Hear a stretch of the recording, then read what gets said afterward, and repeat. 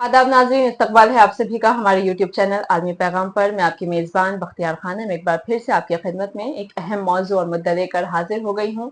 और हमारे साथ गुफ्तगू करने के लिए मौजूद हैं सीनियर सहाफ़ी जनाब आरिफ हसन साहब। आरिफ साहब, इस प्रोग्राम में हम आपका खैर मकदम करते हैं। बहुत शुक्रिया। तो नाज़रीन, जैसे कि हम देख रहे हैं दुनिया भर में जंगों का सिलसिला जारी है। ना सिर्फ ये जंगें चल रही हैं बल्कि रोज़ बरोज़ कोई नए ममालिक के दरमियान कोई नया तनाज़ा पैदा हो जाता है और उनके दरमियान जंग होने के इम्कानात दिखाई देते हैं। हमने देखा कि 20 जनवरी 2025 को जब अमेरिकी सदर की हलफ ली थी डोनाल्ड ट्रंप ने, तो उन्होंने कहा था कि वो ये चाहते हैं कि जल्द अज जल्द सारी जंगें खत्म हो जाएं और दुनिया भर में अमन और सुकून पैदा हो, अमन और सुकून कायम हो। उन्होंने ये भी कहा था कि जब हम इक़्तिदार में आएँगे, जब हम हलफ़ उठाते हुए उन्होंने कहा कि अब जब हम इक़्तिदार में आ गए हैं, तो हम चाहेंगे कि रूस और यूक्रेन की जंग बंद हो जाए, गज़ा और इज़राइल के दरमियान जो जंग है वो बंद हो जाए। लेकिन हमने देखा कि उनके इक़्तिदार में आने के बाद ये बंद नहीं हुई, बल्कि कम भी नहीं हुई, इनमें और ज़्यादा बढ़ोतरी हो गई है। दिन-ब-दिन हमले इज़राइल जो है अपने बढ़ाता जा रहा है, गज़ा पर हमलों में तेज़ी कर रहा है। जेनोसाइड एक नई हद पार कर चुकी है। हमने देखा कि गज़ा की 10% ऑफ पॉपुलेशन जो है वो ख़त्म हो चुकी है। और वहीं रूस और यूक्रेन के दरमियान भी जो तनाज़ा जारी है, जो जंग जारी है, वो रुक नहीं रही है, वो चले जा रही है लगातार। और हमने पिछले कुछ दिनों में ये खबरें भी सुनी कि रूसी सदर व्लादिमीर पुतिन के हवाई जहाज़ पर उन पर भी जानलेवा हमला करने की कोशिश की गई, जिसको नाकाम बना दिया गया। तो फिलहाल हमें सबसे जो अहम मौजू है, अहम सवाल है, वो ये उठता है कि आखिर रूस और यूक्रेन के बीच में जो जंग हो रही है, वो क्यों हो रही है? इसी बारे में हम जानेंगे। जी, तो आरिफ साहब ये बताइए कि ये जो रूस और यूक्रेन के बीच में जंग है, इस जंग के पीछे की वजह क्या है और इसमें ये इन दोनों ममालिक के दरमियान जंग क्यों हुई? रूस ने यूक्रेन पर हमला क्यों किया? बहुत शुक्रिया। सबसे पहले इसके बारे में जानना है तो इसके बारे में ये जानना पड़ेगा हमें, थोड़ा-सा इसकी तारीख़ जान लेते हैं, जी, इससे क्या है। रूस की एक तारीख़ रही है और रूस हमेशा जंगों के अंदर जाता भी रहता है, उसकी एक पॉलिसी है, attack is the best defence. लेकिन आपको इससे ही पहले जाना पड़ेगा और इसकी तारीख़ देखिए कि फर्स्ट वर्ल्ड वॉर 1901 के अंदर जो 19वीं के इसकी 20वीं सदी की शुरुआत में जो पहली जंग अज़ीम हुई थी, उसके अंदर रूस से एक वादा किया गया था कि तुम्हें हम कुस्तुनतुनिया दे देंगे, क्योंकि रूस जो था उस वक्त फ्रांस और ब्रिटेन का इत्तेहादी था। जी, तो उस वक्त उससे, और वो लड़ता लड़ता जब वहां पर पहुंच गया, अच्छा उसे कुस्तुनतुनिया क्यों चाहिए था, ये भी एक सवाल उठता। क्योंकि रूस का जो इलाका है वो सारा का सारा जो फैला हुआ ज्यादातर इलाका वो बर्फीला इलाका है, और उसके पास जो समुद्र है वो साइबेरिया का जो इलाका है वो पूरा जम जाता है, वो सर्दियों में बेकार हो जाता है। जी, रूस को एक समुद्री रास्ता चाहिए, इसीलिए वो लड़ता-लड़ता फर्स्ट वर्ल्ड वार के अंदर पहुँच गया था कुस्तुनतुनिया तक। तो वहाँ जाकर के फिर लेनिन को इन लोगों ने, यूरोप ने खड़ा किया, और उसके अंदर बाल्फोर डिक्लेरेशन के ज़रिए इधर इज़राइल का कभी के लिए भी इन्होंने वहाँ पर शुरू एक परमिशन ले ली वहाँ पर बसने की। इससे पहले इनको परमिशन नहीं थी। जैसे कि हमने देखा दौरे फारूकी के अंदर एक माहिदा हुआ था जब ये बैतुल मक़दिस फ़तेह हुआ था। तो उस वक़्त ये था कि ये लोग यहाँ पर आएँगे और अपनी जो इनकी मुक़द्दस चीज़ें हैं उनकी ज़ियारत करेंगे, और ये उनकी ज़ियारत करने के बाद चले जाएँगे, लेकिन यहाँ बसेंगे नहीं। तो बाल्फोर डिक्लेरेशन के ज़रिए इनको यहाँ पर बसाया भी गया। तो रूस को भी बाहर रोक दिया। नियत इनकी यूरोपीय जो ताकतें पहले से खराब थी। रूस ने हालाँकि इस वादे के तहत क्या किया कि उसने पोलैंड को भी नाराज़ किया था। जी, तो वहाँ पे एक तो ये वजह हुई। तो रूस को एक रास्ता चाहिए था वहाँ से, उसे ब्लैक सी जो कहते हैं ना। हुँ, तो अच्छा, फिर उसके बाद क्या हुआ जब रूस आज़ाद, जब रूस के उसके बाद लेनिन के वहाँ पे क़याम अमल में आ गया, तो इन्होंने क्या किया, जितने भी चर्चेज़ थे वहाँ ऑर्थोडॉक्स जो क्रिश्चियन थे उनके ऊपर पाबंदी लगा दी। 60-70 साल वो पाबंदी आयद रही। उसके बाद क्योंकि रूस दुनिया जो थी, वो थी 2 पावर थे उस वक़्त, अमेरिका और एक यूएसएसआर। जी, यूएसएसआर का 1991 में 91 में। खात्मे में, जब उसका खात्मा हुआ तो ये सारी रियासतें यूक्रेन वगैरह सब ये उससे आज़ाद हो गई थी, हत्ता कि क्रीमिया भी। जी, क्रीमिया के अंदर एक ऐसी हुकूमत थी जिसको रूस ने अपने अंदर मिला लिया, वहाँ उसके हामी लोग थे, थोड़ी बहुत जो भी कुछ उसके करके, तो उसको वो उसको एक रास्ता मिल गया ब्लैक सी तक का। अब वजह, जब से सवाल है ना आपका कि रूस ने हमला क्यों किया यूक्रेन के ऊपर, वजह क्या है?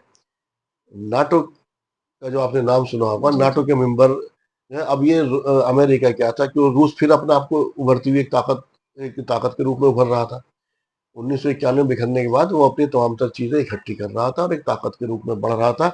इधर रूस अमेरिका को कंटेंट ऑफ चाइना के लिए, तो कभी भी रूस जो है चाइना के साथ इस वक्त इत्तेहादी है उसका एक तरह जी, से उसके बीच, और बड़ी अच्छी फ्रेंडशिप है, दोस्ती भी है। तो इन्हें उसको रोकने के लिए और रूस की बढ़ती हुई ताकत को रोकने के लिए इन्होंने यूक्रेन को नाटो का मेंबर बनाने बनाने के लिए कहा, जो उसने हमला किया। इस जवाब तो ये है। इससे पहले एक बात और बता दूं, यूक्रेन के अंदर क्या थी, एक हुकूमत थी। उस हुकूमत को, ये अमेरिकियों की पहले से तारीख रही है एक, कि ये हमेशा वहां पर क्या करते हैं, जो हुकूमत होती है उसको चेंज करते रहते हैं। वहां जो हुकूमत थी, और वो हुकूमत थी हामी इसके रूस की, के वो रूस के अंदर उसका मिल जाए हुकूमत, तो इन्होंने उसको गिराया। और इसको ये जेलेंस्की जो है इस वक्त, जी, जो जी, वहां का प्रेसिडेंट है, यूक्रेन का। ये एक कॉमेडियन, जी, ये कॉमेडियन आर्टिस्ट था, इसको ला करके बैठा दिया गया यहाँ पर। अब रूस को ये लगा कि अगर ये नाटो के अंदर यूक्रेन मिल गया, और नाटो फोर्सेस क्या होंगी, अभी तो यूक्रेन है बीच में, जब यूक्रेन के उसके बॉर्डर पर आके खड़ी होंगी, अब तो दुश्मन आपके अभी दूर है, दुश्मन फिर आपके दरवाजे पे आकर खड़ा हो बिल्कुल। गया। तो उसने, जो मैंने कहा ना, attack is the best defence, उसने पहले अपने आप को यहाँ पर, रूस की, आपको इसी तरह से गलती नहीं कह सकते, रूस ने उस यूक्रेन पर ही पहले अटैक कर दिया। ठीक है जी। जी। तो अभी जैसे कि आपने कहा कि यूरोप इस सब में शामिल था, यूरोप ने ये शुरू किया, तो कहीं न कहीं ऐसा लगता है कि यूरोप को भी आगे जाके इसका भुगतान करना पड़ेगा या फिर यूरोप भी आगे जाके इसका यू- शिकार होगा? यूरोप इसका खुमियाजा भुगत रहा है। अभी बताऊं आपको, इससे पहले रूस भी इसके अंदर रूस को भी इसमें खुमियाजा भुगत। रूस ने अपनी जो गैस पाइपलाइन थी यूरोप तक पहुंचाई थी। जी, उस पाइपलाइन पे आगे आने वाले किस वक्तों में खुलेगा, शायद अमेरिका ने एक्सेप्ट भी किया, उसके अंदर धमाका कर दिया। उसको कई बिलियन डॉलर का लॉस हुआ है। जी, उस पर पाबंदी आयद होने के साथ साथ उसकी जो गैस पाइपलाइन है उसको उड़ा दिया गया है धमाके की वजह से। तो इधर अभी आपने कहा यूरोप, यूरोप ने पिछले उसमें, अगर आप यूरोप का थोड़ा सा मुताला करें, यूरोप के अंदर इस टाइम महंगाई 4 गुनी बढ़ चुकी है। रेस्टोरेंट वहां पर रात को 10 बजे बंद हो जाते हैं इस वक्त, ऑर्डर से वहां पर, क्योंकि जो यूरोप है, अभी तो उसे इक्तसादी तौर पर या माली तौर पर जो नुकसान हुआ वो यूं हुआ, क्योंकि उसने गैस अभी पीछे कतर से 4 गुने दामों पर दाम पर खरीदी। जी, और यूरोप तो अभी जब सर्दी आती है तो जम जाएगा वो, तो उसे बिल्कुल। गैस चाहिए, वो उसकी जरूरत है। एक और यूरोप को जो धचका लगा, और सबसे बड़ा क्या लगा, जब ये अमेरिका इंतजामिया बदल गई, तो अभी अमेरिका जो था उस जंग का पूरा खर्च उठा रहा था। जी, अब वो यूरोप से अपने आप को अलग कर रहा है, वो नाटो से भी अलग होने को तैयार है। वो कह रहा है अपनी जंग का खर्च आप उठाओ अब, क्योंकि बिल्कुल। डोनाल्ड ट्रंप की जो अपनी ट्रंप की पॉलिसी अपनी अलग है।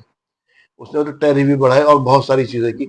इस टाइम यूरोप छटपटा रहा, और एक और भी इसके अंदर खदशा महसूस हो रहा कि अभी तक यूरोप ने यह तय कर लिया था दूसरी जंग अजीम के बाद, कि अब जंग जो है वो हमारे दरवाजे पर नहीं आएगी। नहीं है। उन्होंने सारी जंगें जितनी भी लड़ी अभी तक वो बाहर लड़ी, चाहे इराक तबाह हुआ हो, अफगानिस्तान हो, अपनी जमीन पर नहीं आने दी। अब एक खतरा उनको ये लग रहा है, अब उनकी जमीन पर भी जंग आ रही है। जी। जी। तो जैसे कि हम देख रहे हैं कि फिलहाल यूक्रेन और रूस के बीच में जंग चल रही है और इधर इजराइल और गजा के बीच में जंग चल रही है और कहीं ना कहीं हमने देखा, हमने पिछले वीडियो में बताया था कि ईरान और इजराइल के बीच में भी तनाव पैदा हो रहा है, इनके बीच में भी टेंशन्स बढ़ रही हैं। तो क्या इसको देखकर ऐसा हम कह सकते हैं कि ऐसा लगता है कि ये जो जंगें हैं अगर नहीं रुकी, अगर इनको नहीं रोका गया, तो क्या ये तीसरी जंग अजीम की तरफ बढ़ जाएंगी? तो यही हम आपसे सवाल करना चाहेंगे कि क्या इस तरीके से अगर कोई नहीं आया इन जंगों को रोकने के लिए, या किसी ने कोई कदम नहीं उठाया, कोई हिफाजती इकदामात नहीं किए गए, तो क्या ऐसा लगता है कि ये जो जंगें हैं ये बढ़ते-बढ़ते थर्ड वर्ल्ड वॉर में मैं तब्दील हो उसी, जाएँगी? हाँ, इससे पहले वहां हूँ, ऐसी चीज और बता दूं। अब यूरोप भी अपने आप को तने तनहा महसूस कर रहा है, क्योंकि जी, अमेरिका ने उसका साथ छोड़ दिया।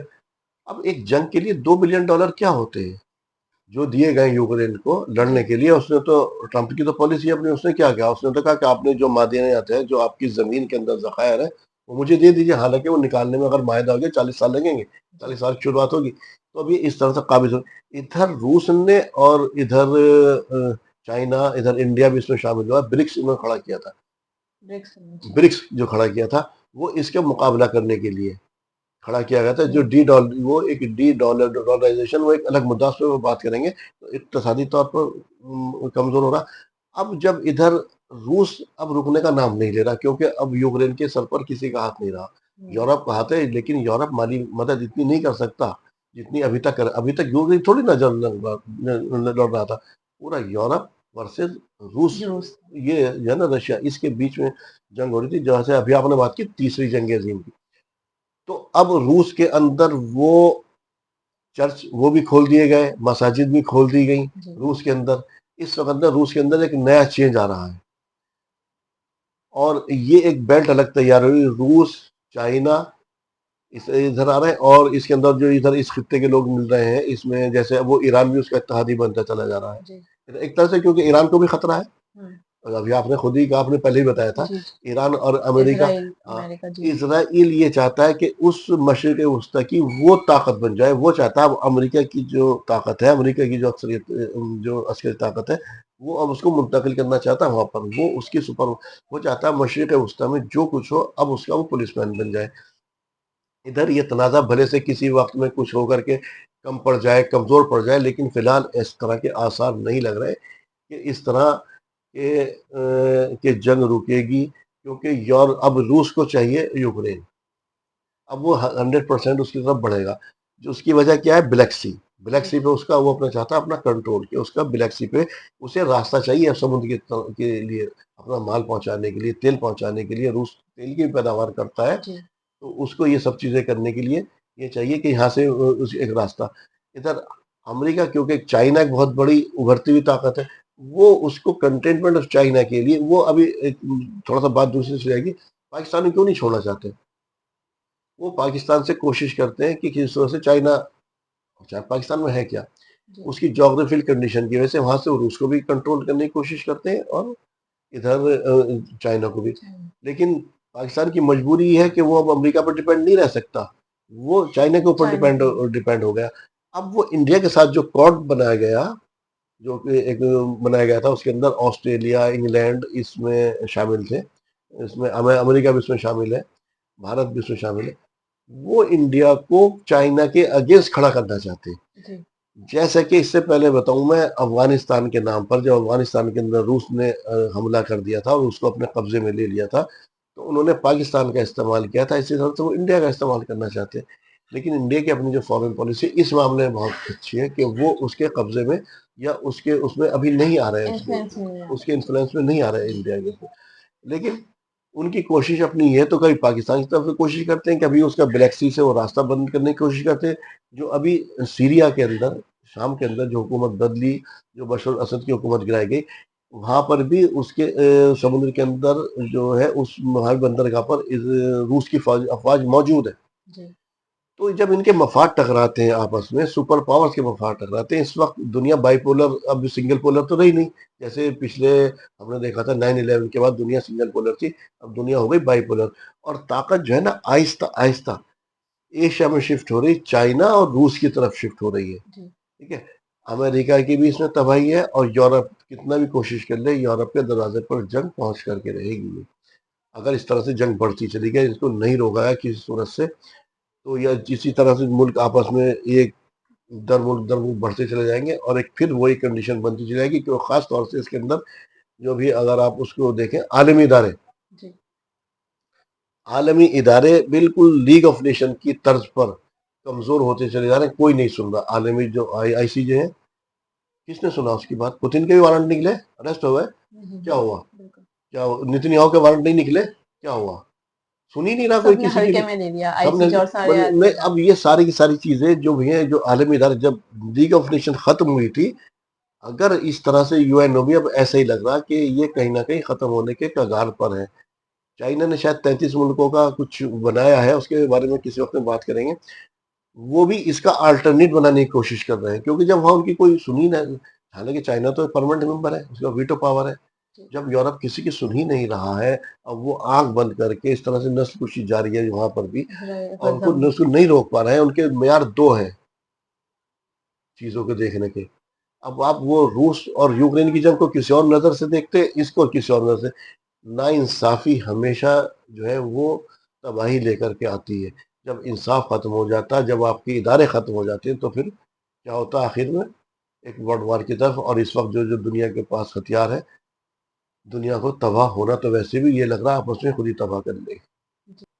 जी, बिल्कुल। तो नाज़रीन, जैसे कि हमने देखा, और हम तारीख़ के पन्नों को अगर हम पढ़ें तो हमने देखा कि कभी भी जो भी जंगें हुई हैं, चाहे वो वर्ल्ड वॉर 1 हो, वर्ल्ड वॉर 2 हो या फिर आपस की जंगें हों, ममालिक के बीच की जंगें हों, सब में नुकसान ही हुआ है। आज हाल फिलहाल की जंग की बात करें तो गजा और इसराइल के दरमियान जो जारी जंग है, वहां भी हम देख सकते हैं कि गजा में कितनी तबाही मची है। नुकसान ही नुकसान है, तबाही ही तबाही है। तो कहना हम ये चाहते हैं कि जंग किसी मुद्दे का, किसी मसले का हल नहीं होता है। हमको जंग करके नहीं, बल्कि आपस में मशवरे करके, आपस में बातचीत करके इन जंगों को खत्म करना चाहिए और करना होगा। और वापस से इतना इंसाफी वाली दुनिया को इंसाफ वाली दुनिया में तब्दील करना होगा। हम जो देख रहे हैं कि आलमी इदारे जिनकी अब कोई बात नहीं सुनता, जिनकी पावर नाम की रह गई है, चाहे वो यूएन हो, आईसीजे हो, या बड़े बड़े इदारे जिनके ऊपर जिम्मेदारी थी दुनिया में अमन कायम रखने की, इंसाफ कायम रखने की, वो नहीं कर पा रहे हैं। उनको चाहिए कि वो वापस से अपनी ताकत को उभारें, अपनी ताकत जो उनकी बिखर रही है, उनकी ताकत जो खत्म हो रही है, उसको वापस से समेटें और दुनिया में अमन और इंसाफ कायम करने की कोशिश करें। फिलहाल हम यही दुआ करेंगे कि जो हालात दुनिया में पैदा हो रहे हैं, वो किसी बड़ी मुसीबत में तब्दील ना हो और ये हालात जल्द अज जल्द वापस से नॉर्मल हो जाएं, अमन हो और इंसाफ हो दुनिया में। फिलहाल के लिए इसी के साथ हम आपसे लेंगे इजाज़त। आदाब।